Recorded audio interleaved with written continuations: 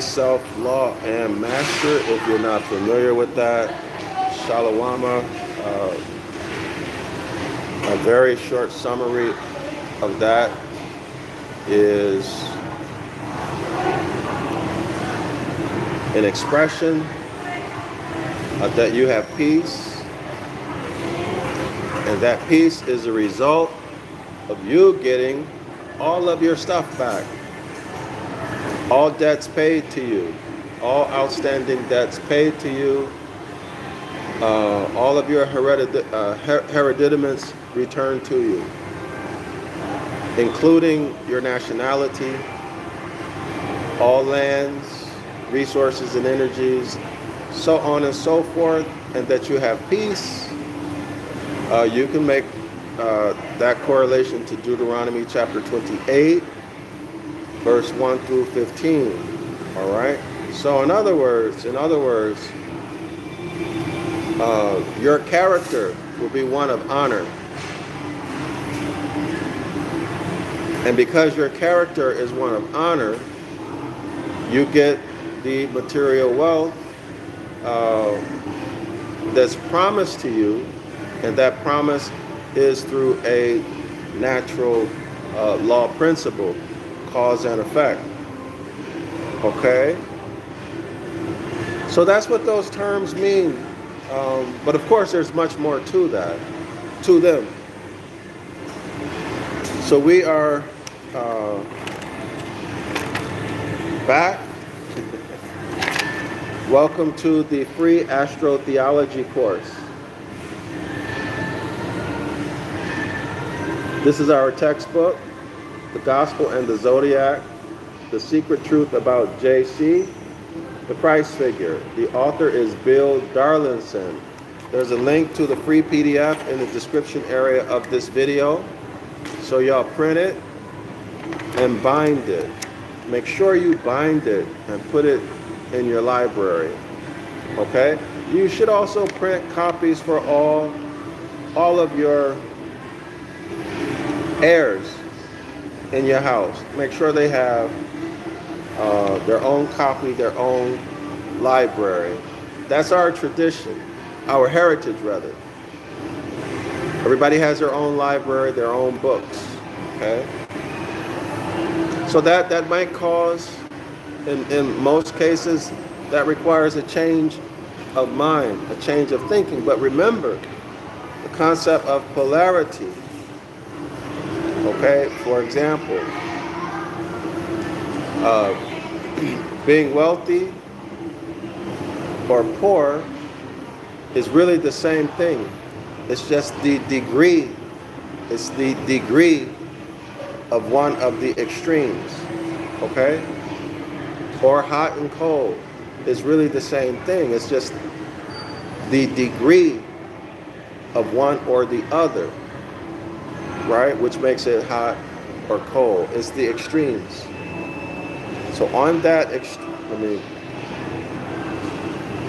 so here's a straight line. I put it here, maybe it's, I don't know how y'all, so here's the extreme end of one line. Let's say this is cold. Let's say this is hot. At the other extreme, it's cold. But see, this is the same line, so same thing. The only difference is the degree. Okay, only difference is now in the physical world, or let's just say the universe, there's constant movement. Everything moves, right? Vibration. That's a law of nature. Everything is in motion. That's not to say, that's not a flat earth versus globe earth point of argument. I'm just talking about the Hermetic laws. The reason why I said that is someone sent me a message, and after I thought about the way I responded, I should apologize to that person, because I think my response was a little bit too much. But let me just say this. When I do these video presentations, please don't ask me about something that we are not talking about. Okay? A lot of times I'm tired already. But anyway, so I may not respond. I may respond in a way that I will later regret. So, so there's constant movement in everything. Okay? So let's say this is honor and dishonor. Okay, honor or the Christ, honor, Satan the devil, evil, darkness. The Christ, nurturing, education, self-awareness, sharing, okay, and light. So all of that is light. So no matter where you are, whether you are in honor or dishonor, you can move up and down. Okay, and in certain parts of your life, you may be at one degree or the other, right? There's a rhythm. There's a rhythm to life, right? Young people tend to be what? More interested in themselves, self-serving. So they may be down here somewhere, right? But there's a rhythm in life. You mature, and as you mature, you can move up through here, through conscious will power. Okay? And then you can learn through habit, or some people call it cosmic habit force. You can learn how to move from down here and stay up here. Or you can also learn how to keep an entire group of people down here and keep yourself up here, which is what's being done to us Morons. So the natural law of rhythm is being used against us to keep us in dishonor. Okay?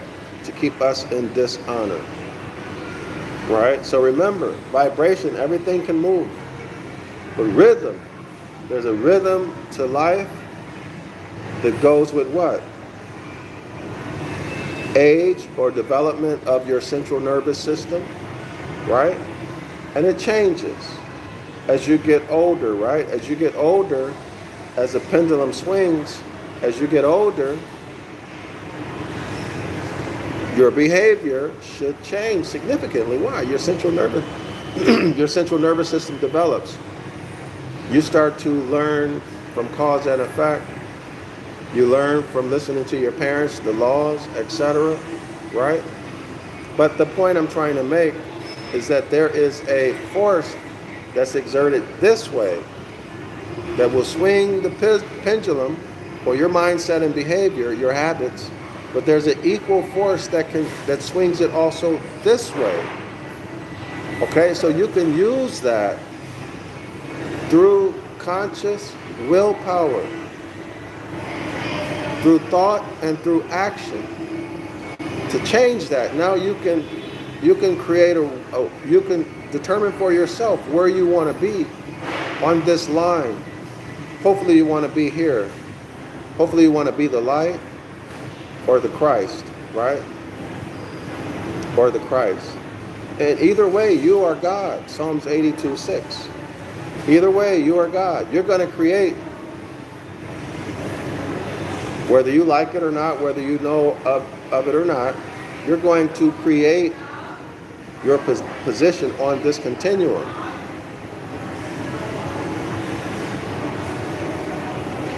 Even if it means that you have accepted someone else creating conditions and circumstances and a mindset that you accept, and that keeps you here in dishonor. Okay, for example, religion. Entertainment today, the base entertainment today. That's your mindset. You're a religious person, or even if you're out of religion, but you're still living your life according to religious principles and concepts, speaking it, you're still in dishonor. We have to abandon all of that completely and return to nature. You should have no fear. No fear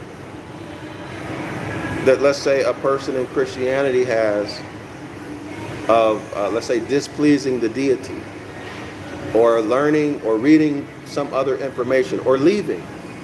And then once you leave, you have to get yourself to the point where you have absolutely no fear of that, and you're not living your life according to those religious doctrines, but you're living your life according to nature and natural law. Now, the New Testament is full of mind science. The mind sciences is full of it. It's full of cosmic science. The entire Bible is full of nature, natural phenomena, and the natural laws / principles that govern them. It's all there. But we have to learn what they are and begin to live our lives off of those. And there's nothing to fear. Nothing to fear, okay? So let's get started. I don't know how I got off on that tangent, but I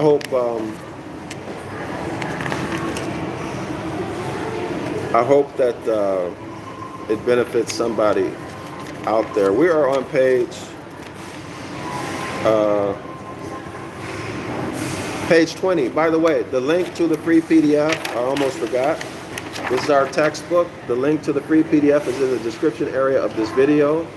I also put a free link to the Devil's Pulpit. Okay, so these two books, everyone should get them and study them. Get these and study them, okay? If you have questions, go back and study all of my videos. I have hundreds of hours of videos that I've done on the Devil's Pulpit, similar to this, okay? Well, same style as I've done, that I'm doing with this.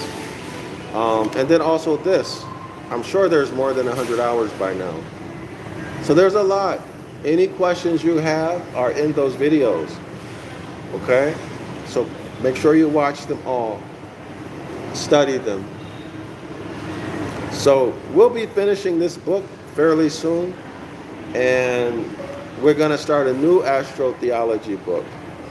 I haven't exactly decided which one. So let me let everyone know right now, I don't teach people how to prepare paperwork. That's not what I do. So if you want to learn how to do paperwork, I'm not the person to do it. Okay, so please don't contact me about paperwork. My role right now is to teach the natural law principles, or the foundations of the law in the paperwork. Okay? That's my role right now.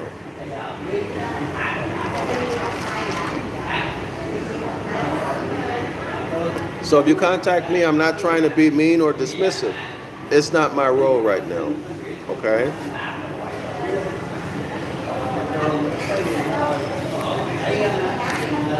Page 20. The zodiacal structure of Mark. Now, that sounds boring. The zodiacal structure of Mark. But this is, in my opinion, the most important subheading in the book. Because this subheading is going to present to us the basis of the author's work. That's right. The basis, what he based his work on, his conclusions, is right here. Okay? So if this stuff is faulty, that means everything else is faulty, right? So remember, he organized this according to the chapters in Mark and which zodiac sign they represented. And he's also giving zodiacal keywords, right? Now he's giving these keywords. Well, let me see. I don't know. I don't know if he got these keywords from Greek and or Hebrew, or if English and English alone, or a combination. I don't know. Hopefully he puts it in here. Let me see what else I want to say about that. He's also, he gives us the three main authors. So scholars, when we read anything, we must read, as I've said before, suspiciously, skeptically. Okay? We must be skeptics.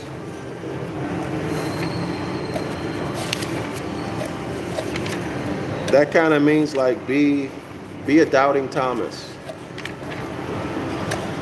Okay? I want to show y'all the three. Give me one moment. The three books that the author relied on. I think two of them are very old, allegedly. Y'all know, if y'all been following me, y'all know how I feel about that. What my thoughts are about that. Give me 1 second. So the most important thing we can do, scholars, is analyze. Be critical and analyze. Okay? And don't take something as being factual just because some scholar said it. It is the scholars who have been deceiving you. Remember that.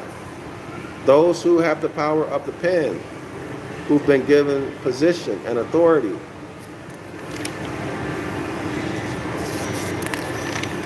Let me find, I don't know why I'm not seeing these books. Oh, I remember. Okay, hold on. So don't just trust people just because they say they're a scholar. All right? Remember, they are priests. If they're so this is page 49. This is other source material. And I'm more inclined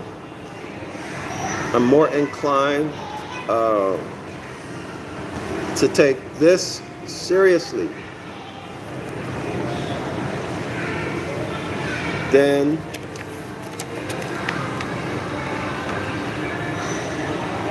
the section that we're going to go through now. Now, why do I say that? Why do I say it?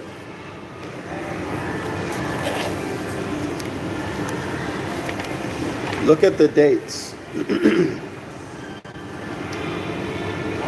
These are much, much older. So, for example, let me read this for you. Page 49. This is the author speaking. I have based my astrological descriptions of the signs, that's the zodiac signs, and constellations on the works of three ancient authors. Okay, so the signs, I guess he's talking about the motifs and the illustrations, and the constellations themselves, the zodiac constellations themselves. Let me show it. Let me make it clear. One moment. And then I'll go through these three sources, okay? The three sources are important. I tend to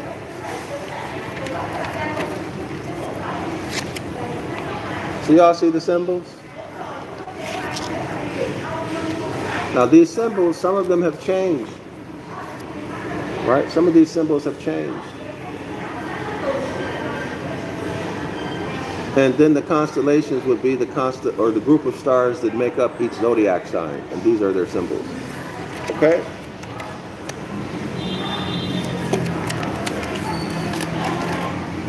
So here are the three authors. Number one, Aratos,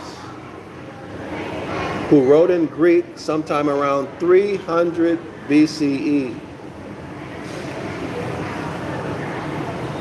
Aratos, who wrote in Greek sometime around 300 BCE. So you know what came to my mind? I need to find out if the Greeks were writing in 300 BCE, because I remember Dr. Clark. I don't remember the exact date, but I do remember Dr. Clark said in a video what time, around what date the Greeks, actually I remember the video now. Dr. Clark said that the Greeks didn't begin writing until a specific date. And then that, y'all ever saw the famous video, Dr. Clark? And he, on the panel, I think was the hybrid who wrote Athena or something like that. And then on the other side against them, or the other side of the argument or the debate or whatever it was Dr. Mary Lefkowitz or something like that. And some other hybrid. And she took issue, or it was the male hybrid. Notice I did not say masculine. It was the male hybrid who took issue with the date that I believe it was Homer was written. The hybrid male said it was much earlier and that Dr. Clark was wrong. Well, of course I believe Dr. Clark. So this date sticks out to me. So if anyone knows, could you put it in the comment section? Otherwise, I'm going to have to go back and check that. I will go back and check it. So Aratos, who wrote in Greek sometime around 300 BCE. See, if they were not writing in Greek around 300 BCE, based upon what I hear Dr. Clark say, not based upon what the hybrid says. Because I respect my elders, I honor them. And all of the other history, right? You never trust your enemy. I don't care if they come as an intellectual, as a scholar, as a court jester, as a nurse or a physician. Y'all should already know what's happening in hospitals as it relates to our health and morbidity. Y'all should already know that. Don't trust them. Okay, so Aratos, who wrote in Greek around 300 BCE, his phenomena is mainly descriptive of the constellation patterns. Now that's excellent. That's excellent information. Why? Why? Remember in the devil's pulpit? Remember? Those of you who are, what did he say? I don't remember if he said blind. I don't remember if it was blind or stupid. You look up into the sky and you see nothing but a bunch of shimmering lights. All you see is shimmering lights. But if you know their patterns, you see each zodiac sign. You look up into the sky and you see New Jerusalem. And now that you see these patterns, these zodiac signs, and their deacons, and the North Star, etc., Now you can use that information to navigate anywhere on the planet. Okay? That's the importance of knowing the constellations, their patterns. Also important is we need to honor our ancient foremothers and forefathers. So whatever patterns, whatever group of stars, whatever pattern made up Libra, for example, as far back as we can go, that our ancestors used, that's what we need to use. See, we honor them. Remember, one of the etymological meanings of law is the lectures of your family, of your community, therefore of your nation. The lectures, that information that get passed from one generation to another, that we've been robbed of. Okay? That knowledge is part of our inheritance, our hereditaments. They've been taken away from us. Okay? So returning or honoring our ancient foremothers and forefathers would or does involve recovering the zodiacal constellations and symbols that they used. Okay? So y'all can get the information about Eratos on Loab Classical Library. I'm not going to read the whole citation, but he used the translation by A.W. Mayer, M-A-I-R, and G.R.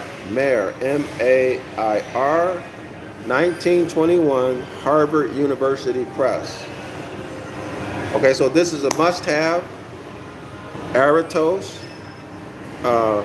his Phenomena, that's the name of the book, Phenomena by Eratos, written sometime around 300 BCE, is a book we all must have in our library. If y'all can find the link, please put it in the description area of this video. I already have it. Okay? It gives a description of the constellation, so we must have it. We all need to become familiar with it. 2, Manilius, who wrote in Latin in the 1st century CE. Okay, so the next author is Manilius. I have used 2 versions of his Astronomica. So, Phenomena by Eratos and Astronomica by Manilius. Manilius was written in Latin.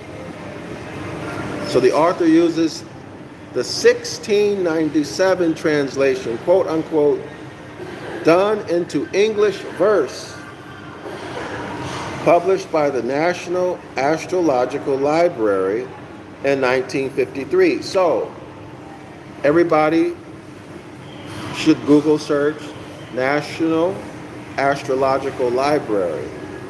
Hopefully they're still in existence. If not, maybe they just changed the name. If someone could be kind enough to do that and put the link, search that on Google, and put the link in the description area of this video. Even if you are listening to this 5 years from now, if that link is not in the description area of the video, could you please Google it and put the link in the description area of the video? Not in the description area, in the comment section. Okay? Put it in the comment section. Even if it's 5 years, 10 years from now, if nobody does it, it would be a great thing if we could have the links to these books and to the National Astrological Library in the description area of the video. So do y'all see that? Why I'm asking that? Because if they have this, they've got a lot more, right? They must have a huge repository. of old astrological books. Oh boy, okay. And the Loab Classical Library edition. So somebody look up the Loab Classical Library, put their link in the description, in the comment section, or in the comments too, okay? So he also used the Loab Classical Library edition, which was translated by J.P. Gould, G-O-O-L-D, first published in 1976. Mentalism's first work is the finest astrological poem ever written. So if poetry was anything like it is today, I'm not going to enjoy reading that book because I don't like poetry. It's not my cup of tea. Hopefully it's of a different sort. But I'm going to make my way through it anyway. I have quoted mainly from the earlier verse translation. So that's the copy from National Astrological Library. Simply because of its charm. And number 3, Ptolemy. So the first source is Phenomena by Aratos. Second source is Astronomica by Belenius. And then the third source is Tetrabiblios by Ptolemy. Tetrabiblios by Ptolemy, who wrote in Greek in the mid-2nd century CE, but whose work Tetrabiblios faithfully transmits the astrology of antiquity. So there we have it. If the author is correct, Ptolemy's work is the best one to get the astrological stories that our ancient ancestors associated with the cosmos. Okay?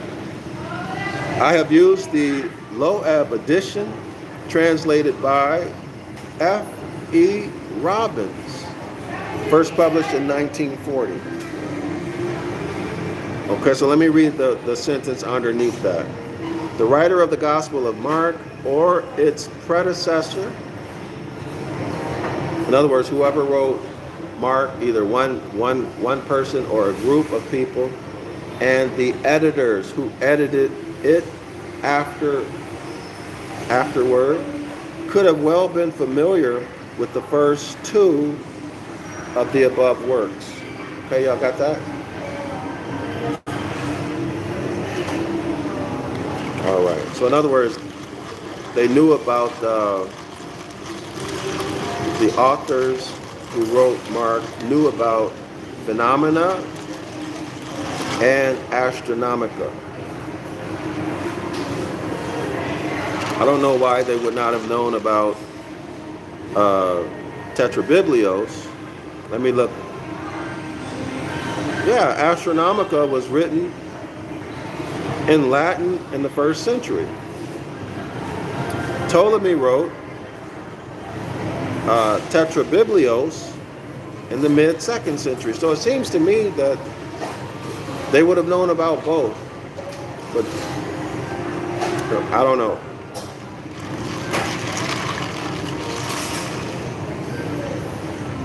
But it does appear that they should have known about both. Why would not? Wait. Let me see. Hold on. Okay.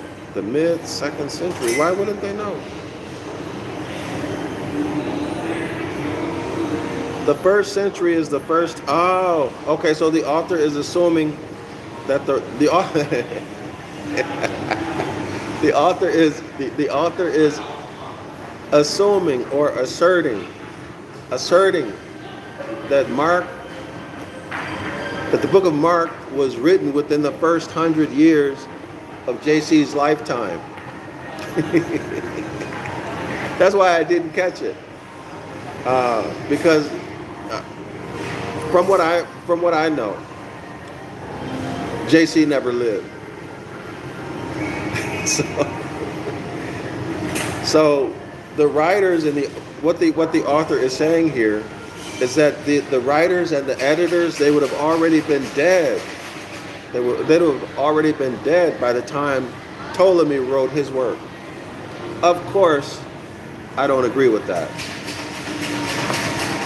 Of course, I don't agree with that. All right. So they knew about all three. I don't know why I didn't see that right away. Hold on, y'all. I got some sugarcane juice. Hold on. But it's frozen. I bought it and forgot I had it. And I left it in my freezer. But y'all know this is one of my favorite drinks.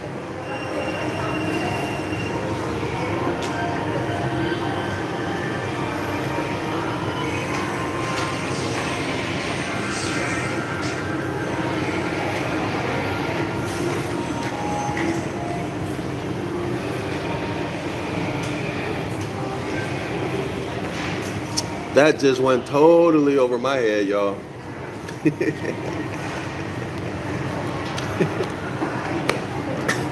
have to laugh at myself for not catching that. Okay.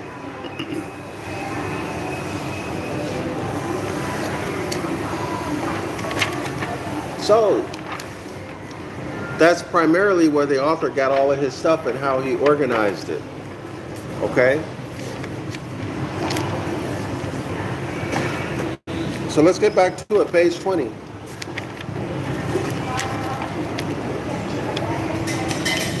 The zodiacal structure of Mark.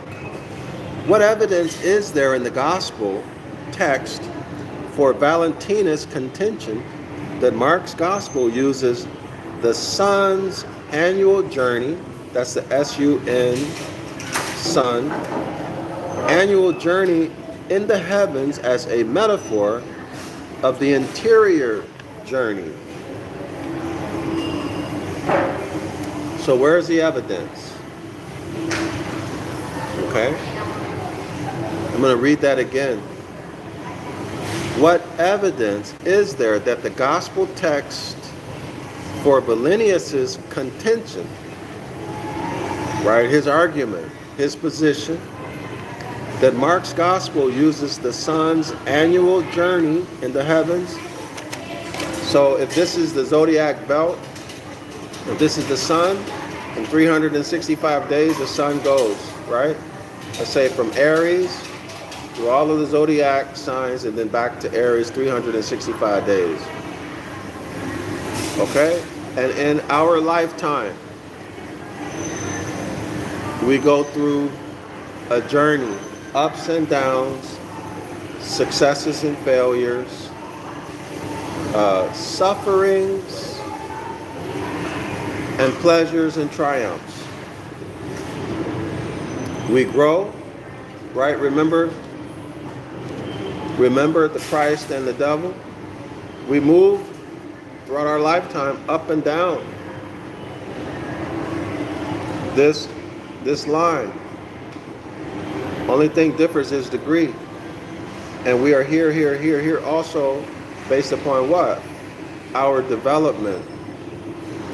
Right? A 2-year-old is going to be what? Me. Take everything. Right?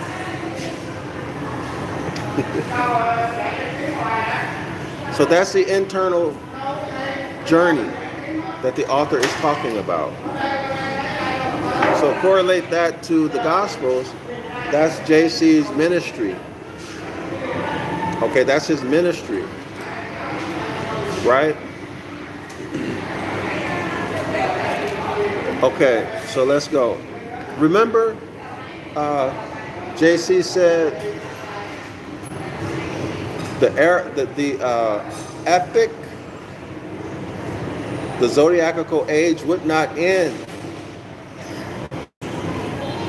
before he finished his ministry. Right? So he needed to finish his ministry. Cosmically, that's the S-U-N sun going through each zodiac sign in 365 days. What evidence is there that the gospel text for Valentinus' contention that Mark's gospel uses the sun's annual journey in the heavens, the Mazzaroth, the Zoad, as a metaphor of the interior journey? There is one conspicuous clue. Towards the end of the gospel, so here's the evidence, here's one piece of evidence. JC instructs two of his disciples to go into the city where they will be met by a man carrying a jar of water. That's Mark 14, verse 13. So clearly this man carrying a jar of water is Aquarius, right? Because Aquarius carries a jar of water. The problem is, back in those days, men didn't carry water. Women carried water. But when we look at the illustration that the Catholic Church puts out, you know, they're the power source, they're the ultimate power in this system. Aquarius is androgynous. And I don't remember if we discussed, I believe they also said that, I don't remember if it was me who made the conclusion. Well, let me speak for myself. It appears to me, or in my opinion, Aquarius is also a hybrid. In fact, Aquarius is a hybrid. It is a hybrid and androgynous. I remember this. Both genitalia, I don't know how I should say it. Well, since we're dealing with a hybrid, I'm going to use the animal classification for gender. So it has male, the male sex organ, and the female sex organ, both present. Okay, both equally developed.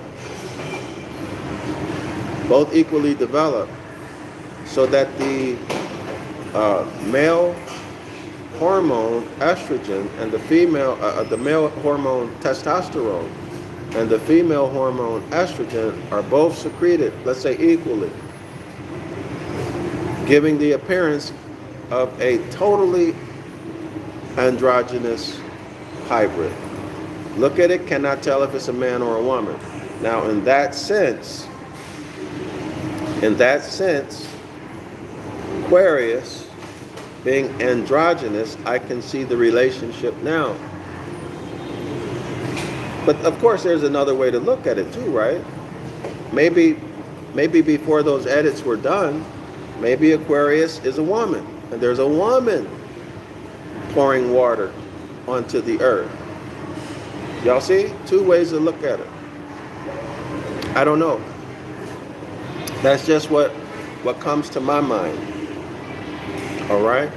But it appears to me that our ancestors, this is just my reasoning. I don't have any citation or anything like that. But my reasoning, my intuition tells me that Aquarius, back in the days,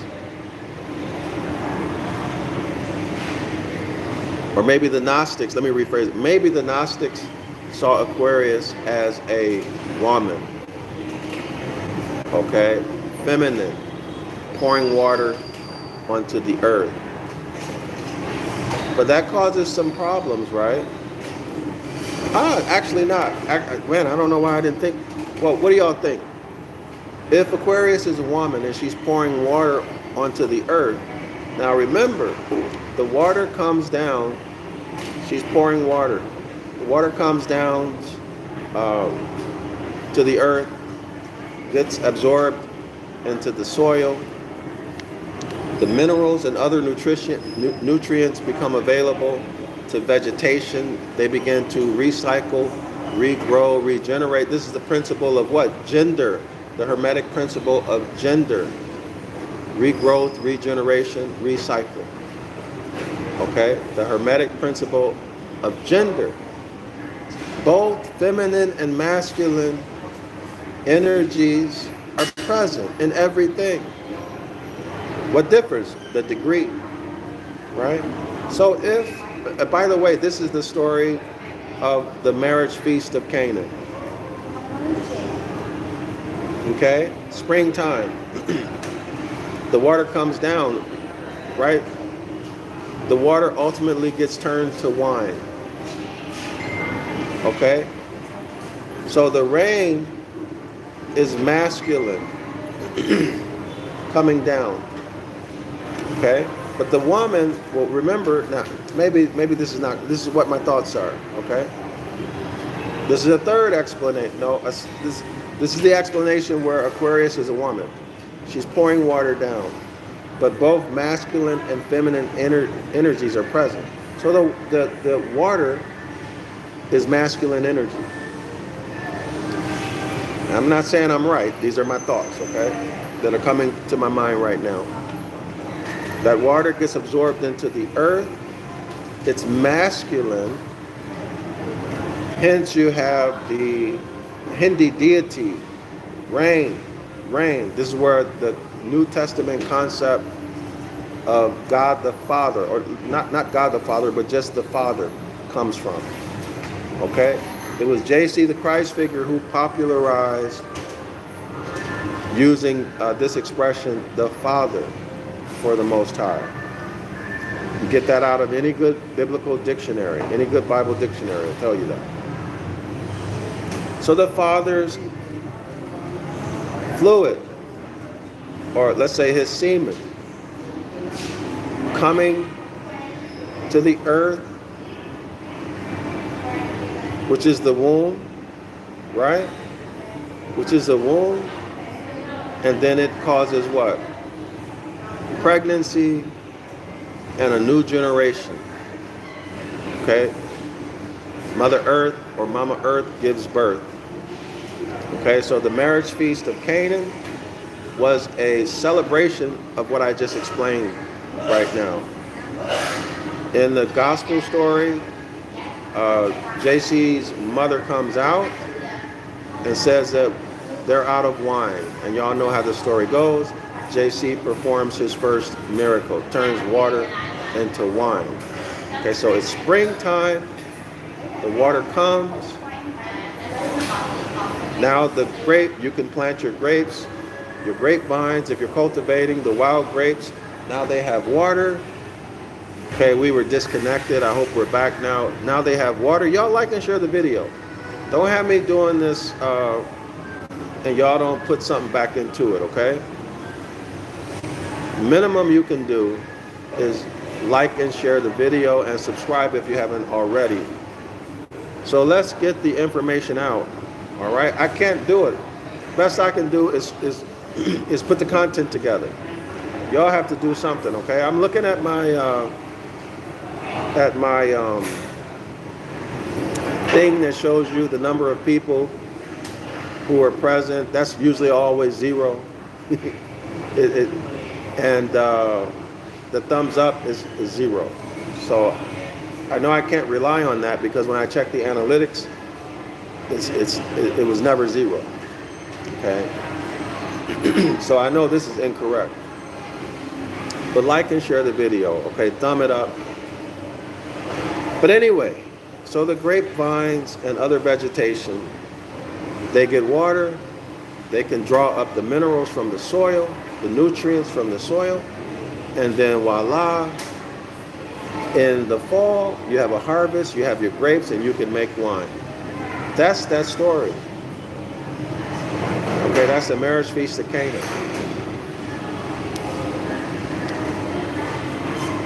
That's the Hermetic law of gender. That's gender, okay, that I just explained. That's the 7 listed. You know, it doesn't matter what order, but they list that as number 7.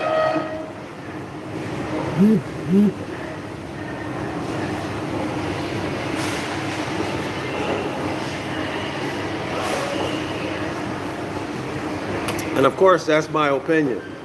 Okay, that's just my opinion. So So where are we? Oh, okay. So Aquarius, we need to return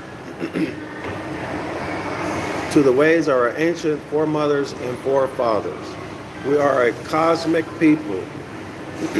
We are cosmically connected people. This is part of our heritage.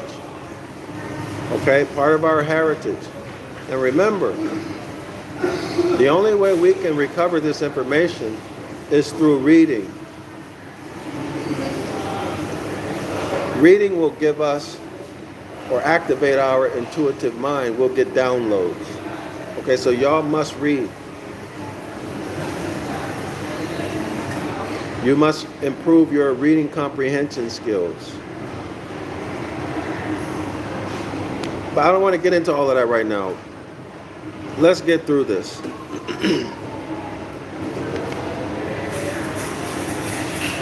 All right. Who is this man?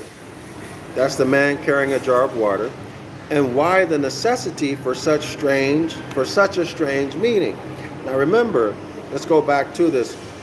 The author is going to give us evidence. The author is going to give us evidence that the gospel is really talking about the zodiac. First piece of evidence is found that he mentions is found in Mark chapter 14, verse 13. JC, toward the end of JC's gospel. Now remember, it's toward the end, not the beginning of his gospel.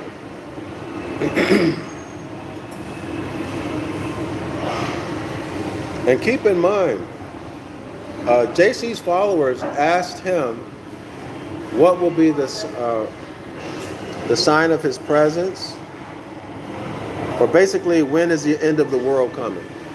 When is he coming back?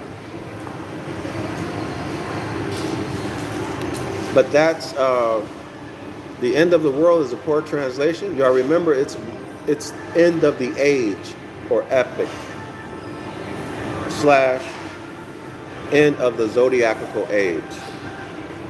Okay? So not the beginning of his ministry, which would be the beginning of Pisces, but it's the end of Pisces. Clear? The end of his ministry, the end of the age of Pisces. JC instructs us towards the end of JC's gospel.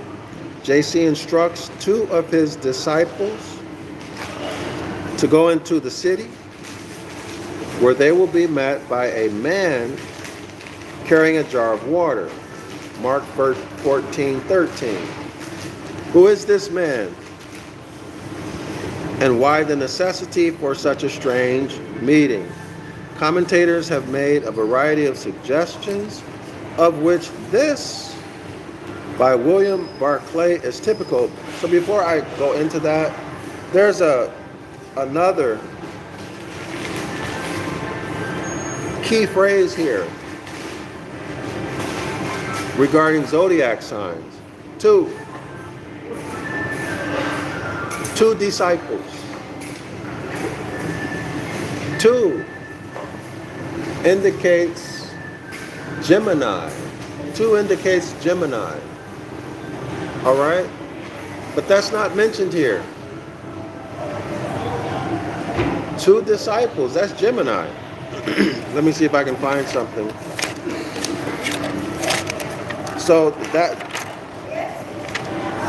it's significant that it's there, but it's even more significance that he does not address it. Right? Why did not he address it? Give me 1 second here. Why didn't the author deal with, maybe he's going to do it in other verses. Let me show you. This is worth waiting for. Be patient, please.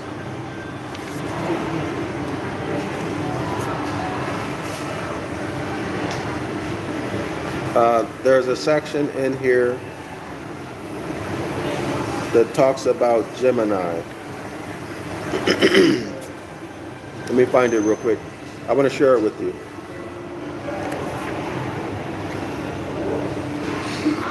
Hold on.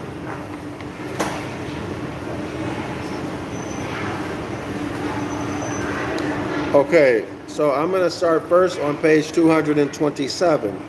Gemini, the twins, is the first of the air signs and concerns duality. So duality, two zodiac signs, right? It could be Pisces and Aquarius. It could be the zodiac sign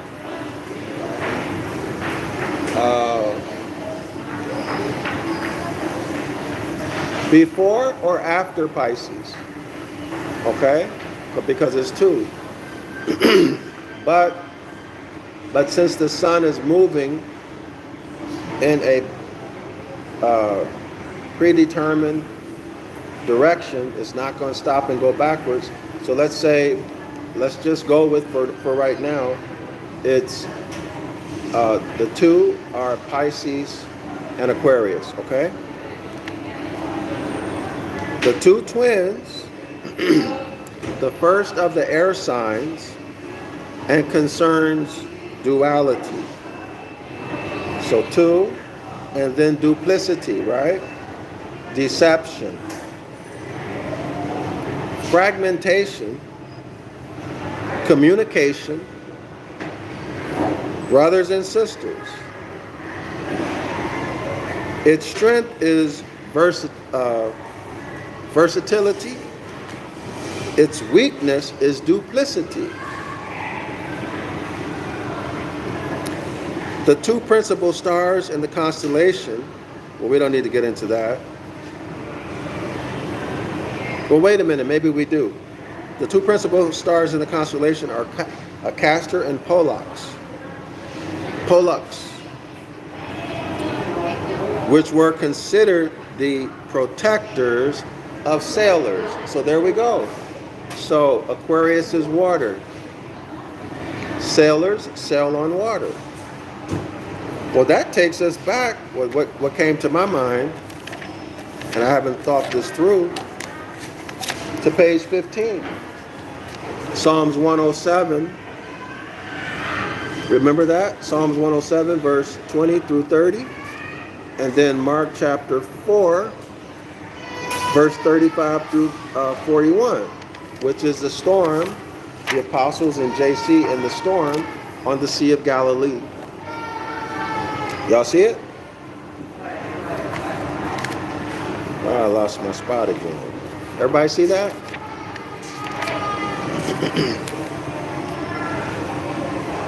Its deacons are Lepus the hare, Canis Major, the big dog.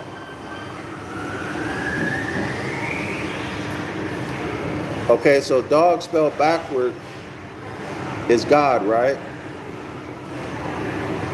So is that going to be the big God or the small dog because we spell it backward? I don't know. Let's just say the big God. I'm just thinking out loud. Whose principal star is Sirius. Okay, so there we have it. Canis Major. Okay, so we know that God comes from the dog star. Okay, so I missed that. I missed it on the first time, but here we are, Canis Major, the dog star. This is where the concept of God comes from, right? G-O-D. So y'all know there's like 3 or 4 levels. Not levels, but meanings. Or etiologies of God. You have what? Dios, Zeus. Then you have God is the modern day English spelling of Odin, Woden, and all of the other, that dramatic deity changes the spelling of his name many times. In modern times, it's G-O-D. Okay? And then you have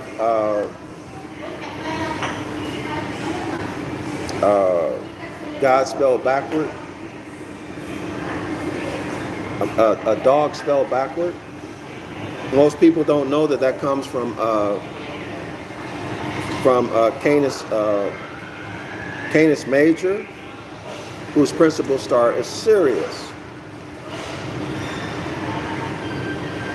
Sirius is the brightest star in the night sky, and Canis Minor, the little dog. Okay? So it's coming from those. There's one more. Oh, it's injected. It's injected into the Bible. So everywhere where you see Elohim, they've injected God. Well, that's what comes to mind right now. Okay? So there's a lot we can do with this. In early classical days, Canis Major was simply called Canis, after Leaplaps, the hound of Actaeon. Notice the unusual construction of the story of Jairus' daughter and the woman with the blood flow. It's the only double miracle in the gospel. Well, that's very interesting. So hold on, y'all. Let me go back. I want to give you more things to think about. Remember, if someone leaves information out, it can often be more significant than the information that they gave you or that they revealed, okay? So this can give you something to research, especially if you're trying to make major changes. If you're trying to return to the Most High, meaning return to nature, this would be a great way to do it. It'll get you away from music, toxic entertainment like TV, right? Or other things. This is how you can move. This is how you can move through your conscious will, okay? So use the natural law principle of vibration and rhythm, okay? That's how you can do it. Through your what? Your thinking and thoughts, habits, behavior reinforce. Thinking produces behavior. Behavior reinforces thinking and produces habits. Okay, that's how you move consciously and create rhythm so you can stay wherever you choose to stay. Hopefully you choose to stay in honor at all costs, right? Y'all see how that works? But now you can keep people in dishonor in the very same way, like we as a people are being kept in dishonor. I hope everybody sees that. The same technique. They're controlling our thoughts through TV, entertainment, through terrorism that you might be unfortunate enough to see in person. You see policy enforcers attacking, enforcing the doctrine of discovery, beating people up. You get bullied by so-called public officials.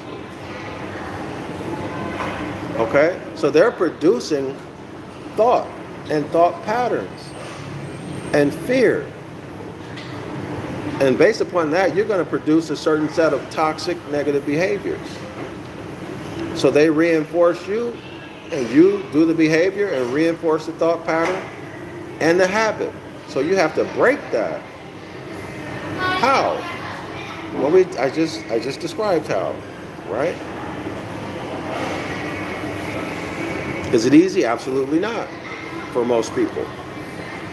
Can it be done? Absolutely. You have to take back your mind. And oftentimes, that means putting yourself out of the mix, being away from people, being in silence, go out in nature, etc. But anyway, let's continue. Gemini. I want to go through this. Gemini, page 85. Okay, so here we go.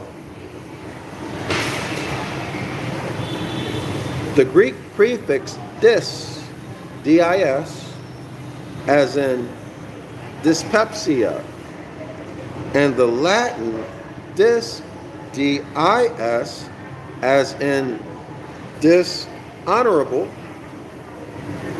are both derived from duo, D-U-O, D-U-O, okay? The cognate bis, see dis and bis, B-I-S, B as in boy, gives a pejorative sense to such modern French words as bave, which means blunder, literally two-sided. Traces of that second, let me repeat that, traces of that quote-unquote second which leads you astray. Y'all know a second is a unit of time, and it's also what comes after first. You see, dual. 1 second, 2 seconds, 3 seconds is a unit of time, but it's also what comes after first. The first minute, the second minute. The first day, the second day. Y'all see the difference? Duality. Traces of that quote-unquote second which leads you astray can be found in dubious, doubt, and Zweifeln, Z-W-E-I-F-E-L. For to doubt is to be double-minded. Now remember, this is Gemini, y'all. This is Gemini. Bunyan has his Mr. facing both ways. And modern American slang, it's two-timers. Okay, so two-timers and facing both ways means the same thing. See, two-timers, right? They're deceiving one lover. They have two. Or deceiving both of them. Two-timer, dual. Deceitful, duplicity. Obscurely and unconsciously wise, our language confirms the findings of the mystics and see why etymology is so important, y'all? I don't think I need to comment on it, but can you see why etymology is so important? Obscurely and unconsciously wise. In other words, wisdom is embedded in language. Language is governed by what? Linguistic principles. See that, y'all? Linguistics, language, this is a natural law. Natural phenomena, governed by natural laws. Our language confirms the findings of the mystics and proclaims the essential badness. See that? Of division. A word, incidentally, in which our old enemy, too, remember, D-U-O, two, D-U-O, two, dubious, unclear. It's dubious. It's unclear. Be careful when someone comes to you with broad, ambiguous, which is dubious language. Okay, because they're going to screw you. In word or in contract. Doubt. Doubt is not a good thing, right? Unless, let me put this in context. In terms of what you want to do, be, and have, and who you are, doubt is not a good thing. You must know. Okay, should you be doubtful when you read? Absolutely. You should be skeptical. You should be very skeptical, suspicious. Why? Because you know that you're dealing with who? Word magicians. Y'all watched the video I did on, there's a video, the thumbnail is a Neanderthal on a cross. In that, I take you through the etymological meaning of semantics. You're going to be shocked where that word takes you. You're going to be shocked at actually what that word means. Semantics, Semite, you will be shocked. Everybody needs to watch that from start to finish. Obscurely, okay, so dubious, doubt, okay. Y'all see where this is going? Dishonor, D-I-S, dishonor, okay. Division, a word incidentally in which our old enemy too makes another decisive appearance.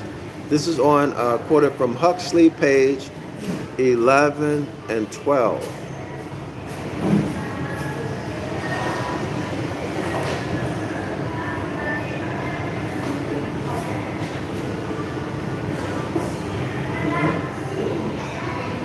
Oh. Okay, so now next paragraph. Well, I'm going to skip down to a quote. I'm going to skip down to a quote. No. I'm going to skip down to the next paragraph. Midway down, the sentence starts with Mark's Gospel.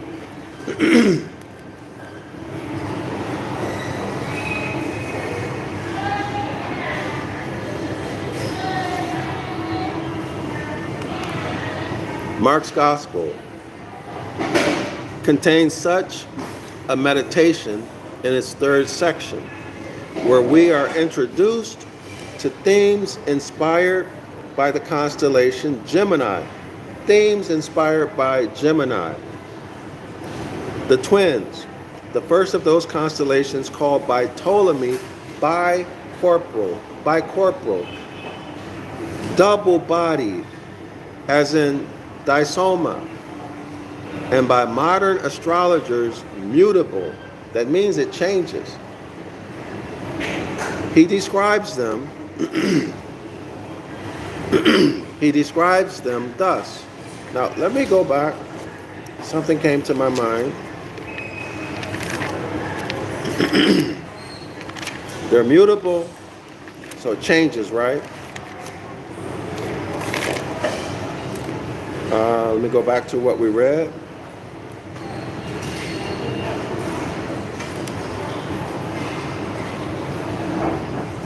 Give me 1 second, y'all.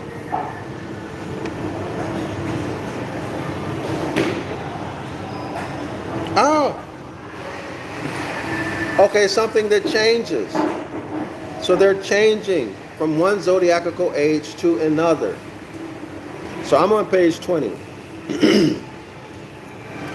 Toward the end of the gospel, of his gospel, JC instructs two of his disciples. That's Gemini. The author did not mention Gemini at this point.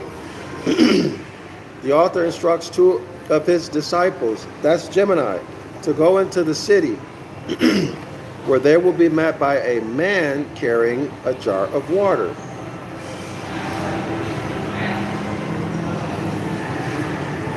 Hold on, y'all. Who is this man, and why the necessity for this strange meeting? Commentators have made a variety of suggestions, of which by William Barclay is typical. Hold on. Y'all see where I'm going? I think I'm gonna just stick with this. I have a thought. I'll let it go for now. But my mind wants me to search it out. But y'all may not want to hear all of that, so I'll just stick to the topic. Where are we? Oh, so let me go back. Let me finish up what I started. I won't bring anything else up. I just finish that up, and then we keep it moving. Man, what's happening with me?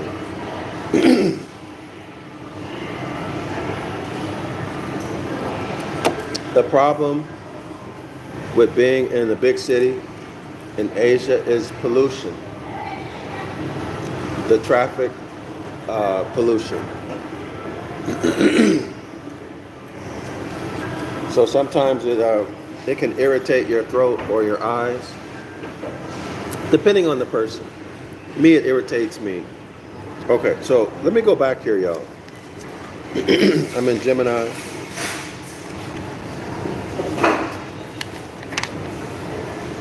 Okay, so here it is. So back to where I left off. The first of those constellations, called by Ptolemy bicorporal, double-minded, or disoma, and by modern astrologers mutable, he describes them thus. The bicorporal signs, Gemini, Virgo, Sagittarius, and Pisces. Well, there we are.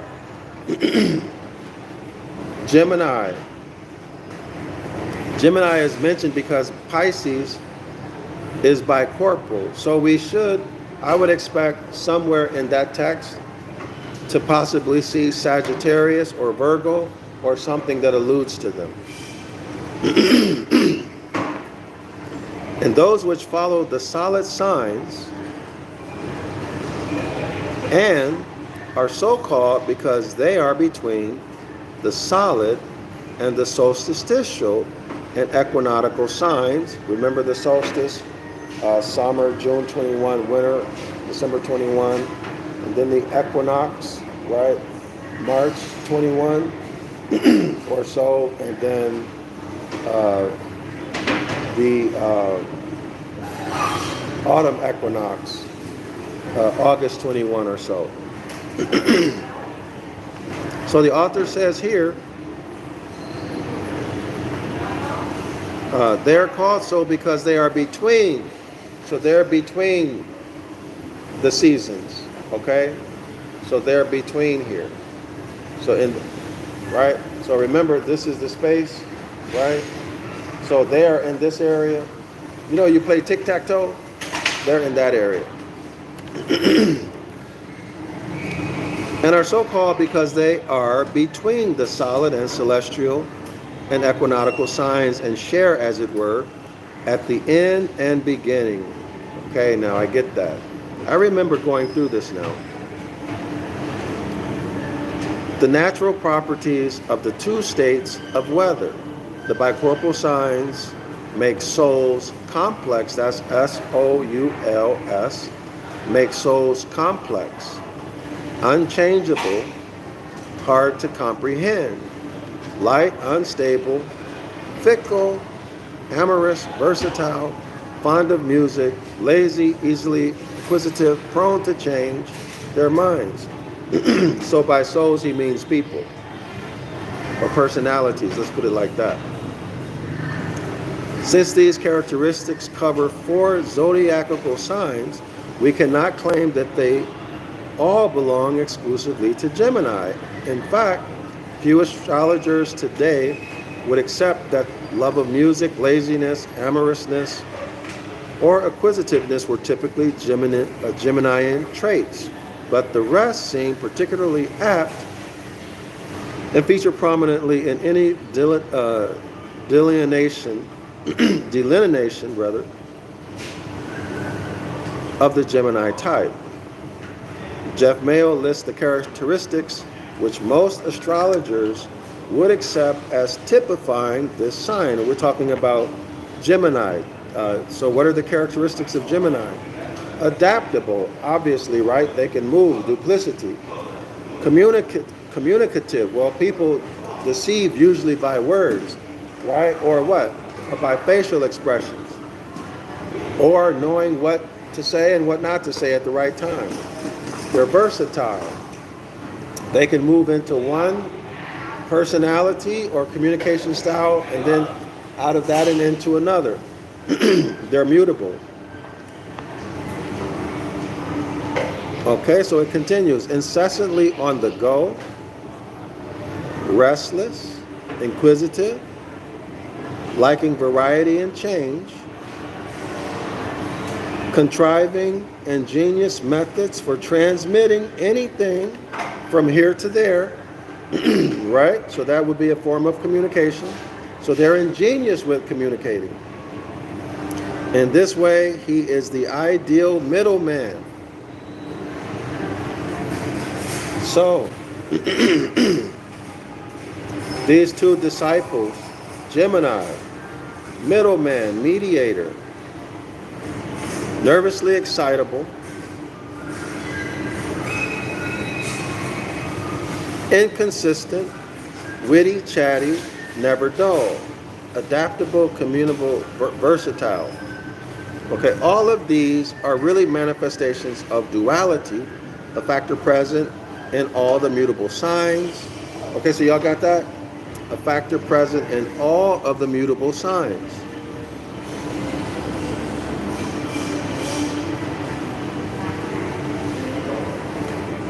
So Aquarius is not a mutable sign. But particularly evident in Gemini, because Gemini is also an air sign, and air is the element through which mutability or unchangeableness best expresses itself, right? So waves flow through air. Light waves, sound waves, which are the same. The only difference is what? The rhythm or the vibration, right? The rise and fall.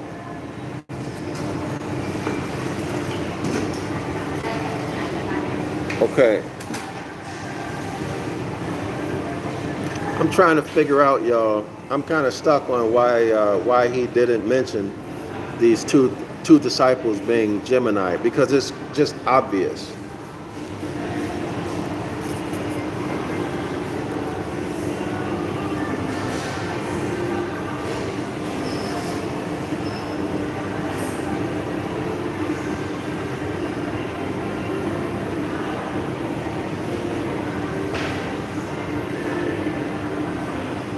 Let me go ahead and read this last paragraph.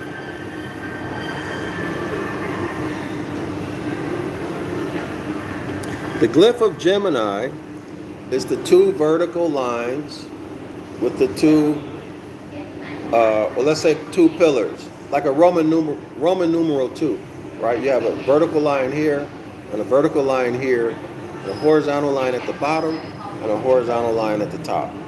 Okay? The Roman numeral 2. The glyph of Gemini, let's just say the Roman numeral 2, is a graphic representation of its nature. Two poles, pole 1, pole 2, parallel but separate, joined at the top and the bottom, depicting a perpetual conflict between two quite distinct natures. Oh, hey, wait a minute. I just figured this out. I just figured it out. I don't know how I didn't see that. Y'all remember when I was telling y'all that Pisces, the two fish are in the water, is equivalent, in my opinion, equivalent to Gemini, terrestrial Gemini on Earth, the two men. Okay, y'all see where I'm going with this? Yes, that's what it is. That's exactly what it is. Okay, Pisces to two fish. So let's go through this.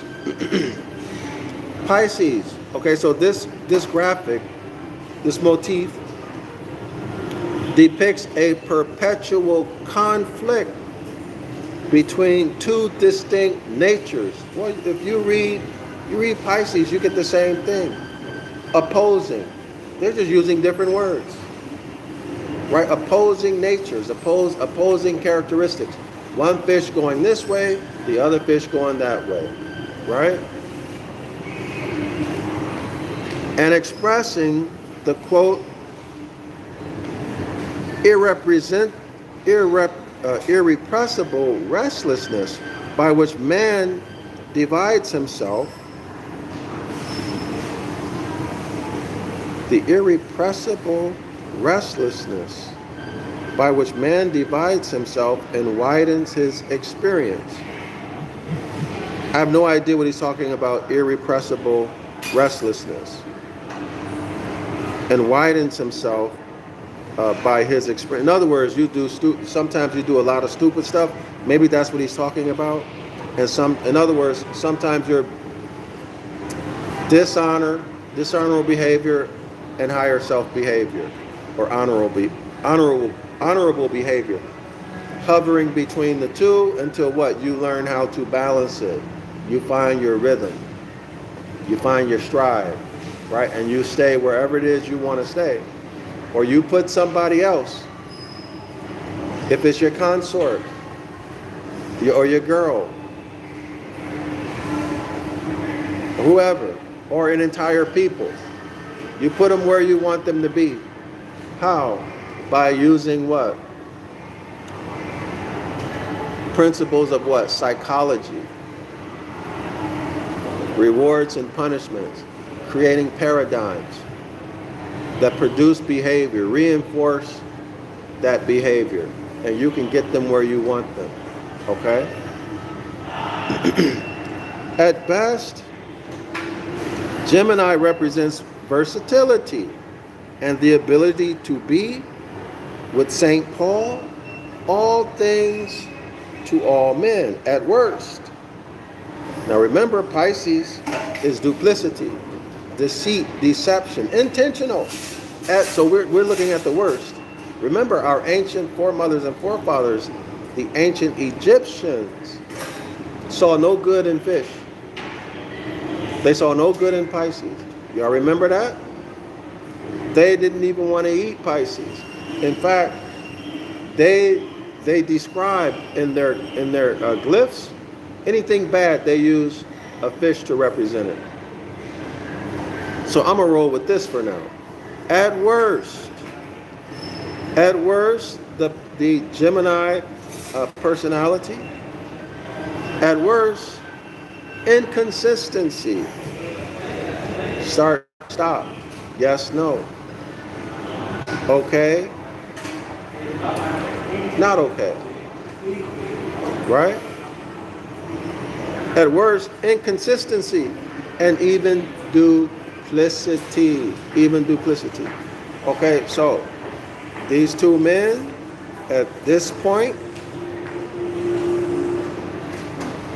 are Gemini, but Gemini is also Pisces. Y'all go read about Pisces and compare it to Gemini. One is on land and one is in the water. Now there are some differences, right? But in the main, they're both toxic. Well, I just read about duplicity, right? Let me go to Pisces. Let me give y'all some background on Pisces, so y'all can see. All right, so here we are. I'm on page 205. First paragraph.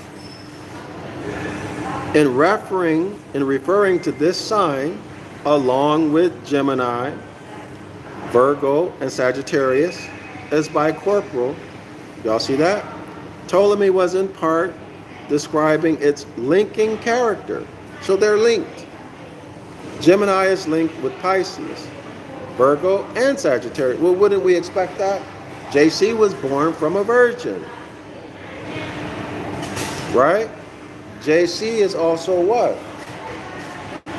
Y'all remember Sagittarius, half man, half horse? With the arrow? Isn't JC coming back on a horse?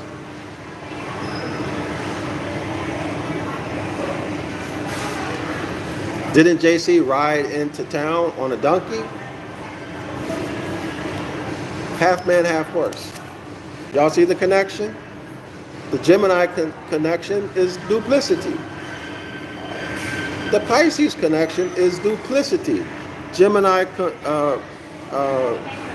connection is what? Also inconsistency. He lying. He said he came to fulfill the law and complete it, not to change it, but he changed it.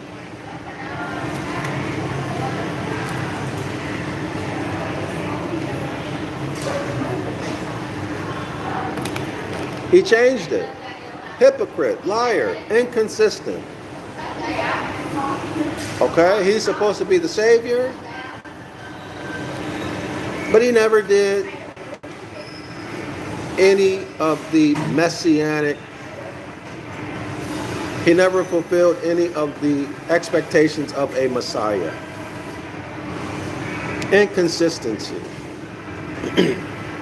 So when you start to grade the JC, the Christ figure, based upon that kind of criteria, it was a complete failure.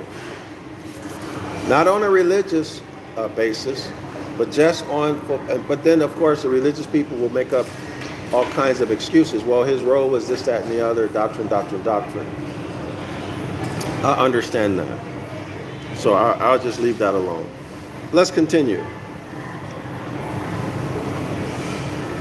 All right. These signs, called mutable signs in modern astrology, come at the end of each of the 4 energy pulses in our solar cycle. Y'all got that?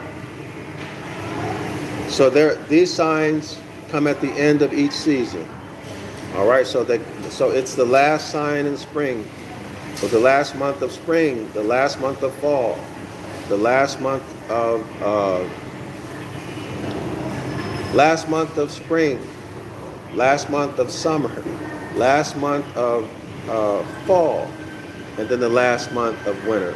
Okay, so that's where you'll find Gemini, Virgo, Sagittarius, I missed one, and Pisces. Okay, so let's just stick on this topic. Sometimes my mind is going, I need to stop thinking out loud. Okay, so they come at the end of each of the 4 energy pulses of the solar cycle, the equinoxes and the solstices, and so join one cycle with the next. So you have a weak ending energy encountering a strong beginning energy, right? The weak energy of spring and the strong energy of summer, etc. The signs themselves reflect this duality in their symbols. Okay? Gemini, the twins, Virgo, the maiden with the sheaf of wheat, Sagittarius, the cantor, and Pisces, the 2 fish.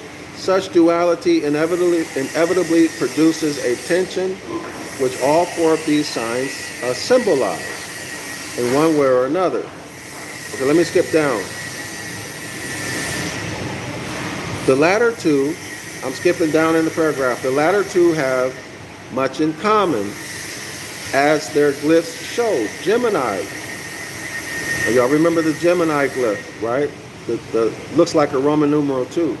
Has 2 parallel poles, separating but joined at the top and bottom.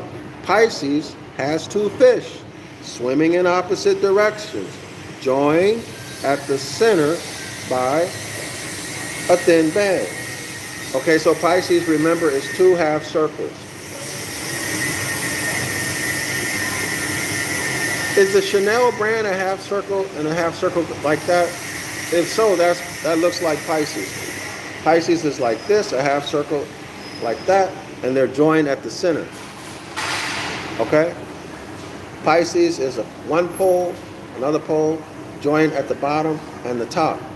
Okay, so they are similar. Continue. Pisces has 2 fish swimming in opposite directions, joined by a band in the center. In psychological terms, duality can become duplicity. So here we see it, right?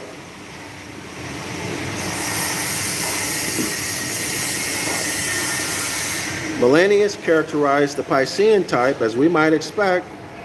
He tells us that the Piscean makes a good fisherman, so on and so forth. So, the two men at this point, from what I can see, are actually, they're Gemini, but Pisces.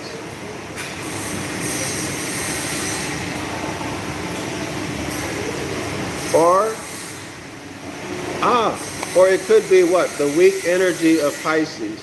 The weak energy of Gemini. That doesn't make sense. I need to think about it. But at this point, my thoughts are that these two disciples are Gemini and or Pisces. And that it's some toxic, whatever meaning it has, it's toxic. Along the lines of duplicity, deception.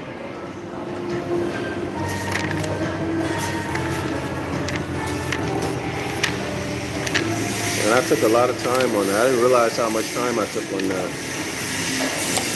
Oh boy. So let's go back to the paragraph.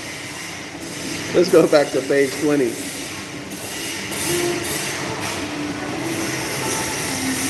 Hold on, y'all, hold on.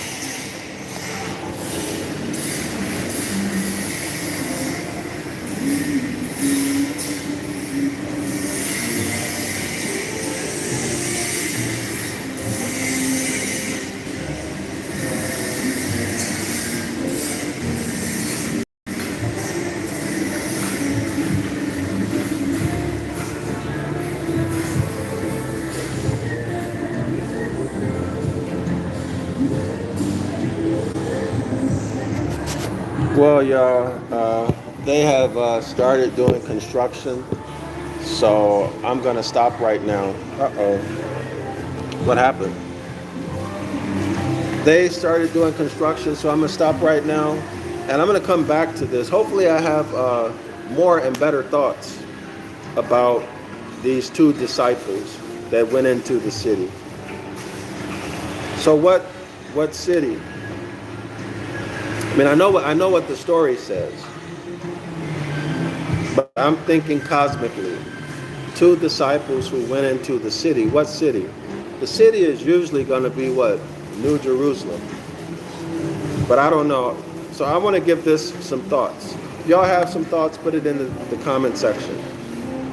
And we'll back up on this. We didn't cover much in terms of the text. I hope I wasn't scatterbrained. To me, I was not scatterbrained. But if it appeared to be that way, I can't promise I'll be any different in the next video because I don't know what my thoughts are going to be. But anyway, I'm going to call it quits right now due to the construction. Thank you for joining me. If y'all want to support, if you want to have your own copy of the Book of the Law, let me put it like that. Support my project to write the Book of the Law into Ancient Ibaryath and modern English, and I will put all of the Cosmology / Astrology / Zodiac / Mazzaroth / the Way, all of that back in. It's been taken out, but you still see it there in the Ancient Ibaryath. It's still there, okay? Remember, the Bible is a law book, a book of science, not a religious book. It has been transformed into a religious book. Okay? But I'm going to take all of that stuff out and make it back into the science book, where you can see natural phenomena, you can see the natural law principles to govern those phenomena, cosmology, etc. Like I mentioned. You'll see lawful concepts like due process of law, trust and estate law. You'll see all of these things. You'll see how public policy would be used against us. I'll show it all in regular language. Okay, you'll understand what these natural law principles are, and much, much more. I mean, read the description area if you want more details. But even in the description area about the Book of the Law, there's going to be more stuff in there than that, okay? But I need your support in order to, when I say support, I mean finance, if you can do graphic design and, you know, all of that kind of stuff. It would be very, very helpful because this is a big project, a really, really big project, okay? And it's not a 6-month or 1 or even 2-year project. This is an all-day, every-day, multi-year project, okay?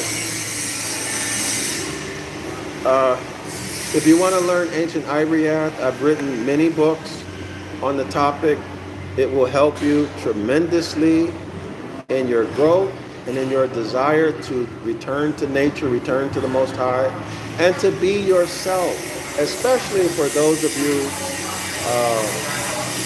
who have left religion already, but you still see some of the residue still falling off on you. It has to do with your mindset. See, your mind, you may still be affected, you know, motivated by or in fear of some religious beliefs, okay? Or it just may be you're quoting scriptures. There's nothing wrong with quoting scriptures as long as you're speaking nature and natural law, which would include the mind sciences, okay? Not the stuff you learn in Christianity or in the conscious community, okay?